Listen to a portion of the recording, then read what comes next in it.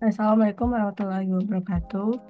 Jadi pada kesempatan kali ini di sini kami akan membahas mengenai metode eliminasi Gauss-Seidel menggunakan Visual Basic, di mana video ini diambil untuk memenuhi salah satu tugas dari mata kuliah metode numerik.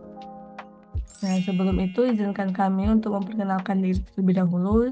Kami dari kelompok 8 dengan anggota Clara Dita, Inja Karolin, Hanifa Indira Janita, dan juga Navalana Dinda Harumi.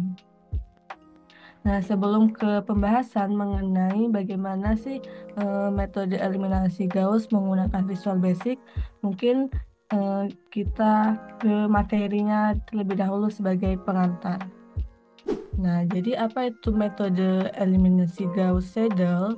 Di mana metode ini tuh adalah metode penyelesaian persamaan serentak melalui proses iterasi dengan menggunakan nilai awal pada prosesnya, sehingga nantinya diperoleh nilai yang sesungguhnya, di mana ada syarat dalam persamaannya yaitu haruslah dominan secara diagonal. Nah, kemudian bagaimana iterasi Gauss-Seidel itu? Jadi misalnya kita ketahui suatu sistem persamaan linear A11X ditambah A12X2 ditambah hingga A1NXN itu sama dengan B1. Begitu juga dengan A21X1 ditambah A22X2 ditambah hingga A2NXN itu sama dengan B2. Sampai AN1X1 tambah AN2X2 hingga tambah ANN XN itu sama dengan BN.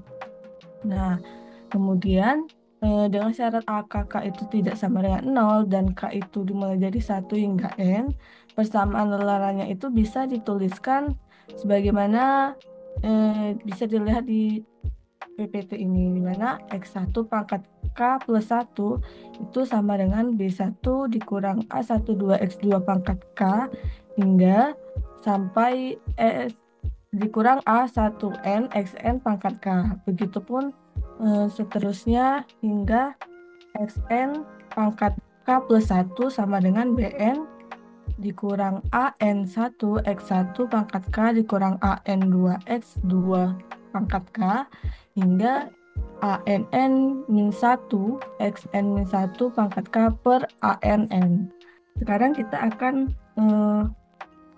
mengetahui bagaimana sih cara mengoperasikan eliminasi Gauss-Seidel ini pada Visual Basic. Silakan disimak penjelasannya. Baik, selanjutnya kita akan mencoba menyelesaikan suatu sistem persamaan linear menggunakan Visual Basic. Nah, pertama, silakan buka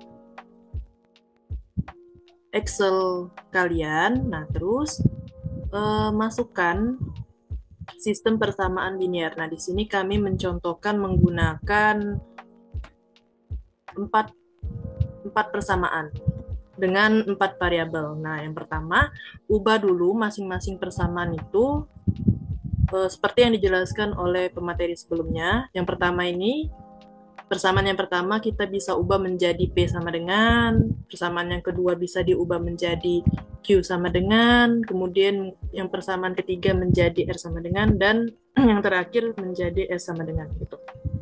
Nah, kalau sudah, buat tabel lain yang berisi iterasi P, Q, R, S, dan galatnya. Kalau misalkan teman-teman variabelnya X, Y, Z, nah boleh diganti X, Y, Z berarti gitu. Atau mungkin X1, X2, X3, X4. Nah, kalau di sini kami menggunakan P, Q, R, S. Kemudian buat penyelesaiannya untuk terpisah biar jelas, penyelesaian untuk PQRS dan juga toleransi galatnya itu di sini kami menggunakan 1 kali 10 pangkat min 5. Nah, ini pertama hapus dulu. Kita akan gunakan Visual Basic. Oke, teman-teman. Jadi di bagian barnya itu, di bagian developer, klik Visual Basic. Sudah, nanti muncul layar seperti ini. kita bagi aja layarnya. Setelah muncul layar Microsoft Visual Basic-nya, teman-teman bisa klik sheet 2 karena kebetulan saya ini membuatnya di sheet yang kedua, maka klik di sheet kedua. Nah, ini sudah saya buat template kode-kodenya. Nah, teman-teman bisa mungkin ketik ya sendiri. Nanti saya jelaskan di sini. Nah, yang pertama, teman-teman ketik sub dan judul filenya. Jadi metode Gauss Seidel ini nih maksudnya tuh judul dari file kodenya gitu. Terserah teman-teman mau buat judul apa ya, terserah. Di sini kami menggunakan metode Gauss Seidel. Nah, nanti setelah kalian ketik ini, nanti kan enter. Nanti muncul nsub di sini. Jadi otomatis dianya nsub-nya muncul. Nah, setelah itu teman-teman ketikkan dim p 0 to 100 s double. Jadi ini maksudnya iterasinya itu bisa dari 0 sampai 100. Kalau teman-teman mau 1000 ya 1000 gitu ya. Nah, gitu.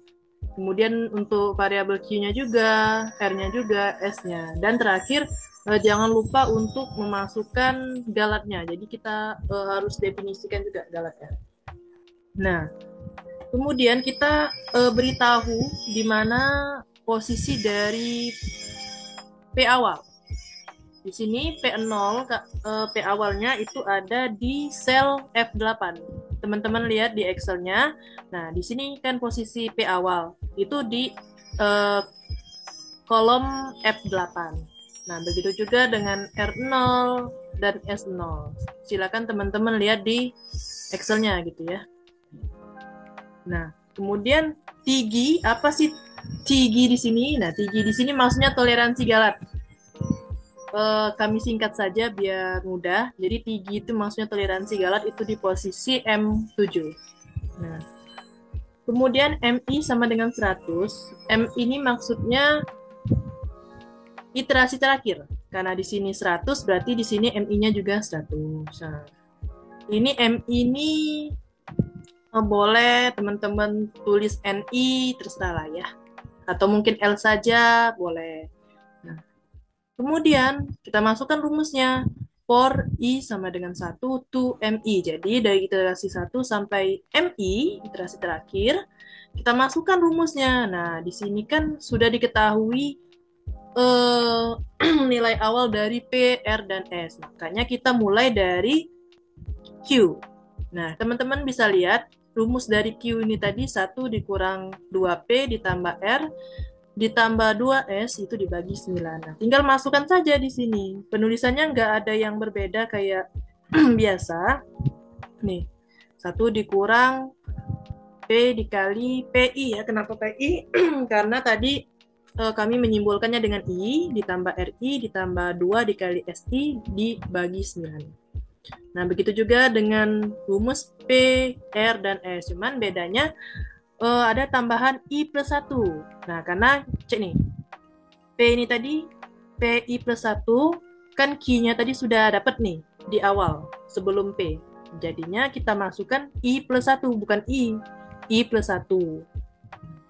Kemudian di sini RI, SI masih.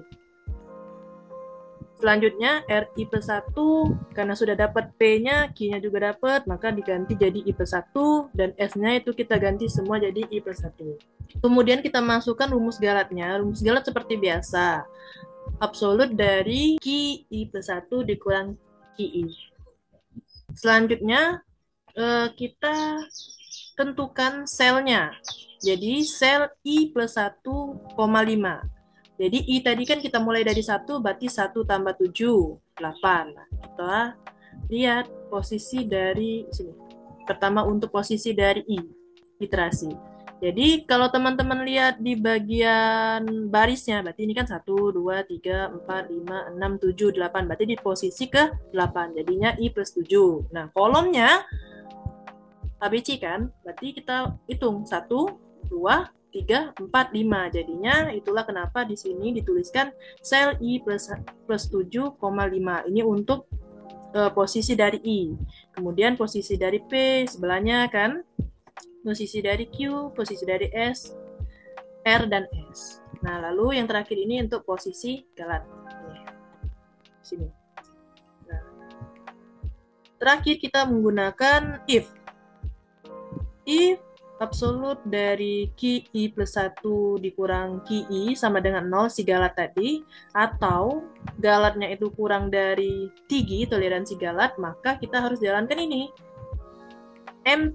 M3 itu apa? M3 itu maksudnya posisi dari penyelesaian tadi. Penyelesaian dari P, M4 penyelesaian dari Ki, M5 penyelesaian dari R, dan M6 penyelesaian dari S gitu. Jadi kalau sudah memenuhi galatnya sama dengan 0 atau galatnya kurang dari toleransi galat, maka kita bisa stop iterasi kita.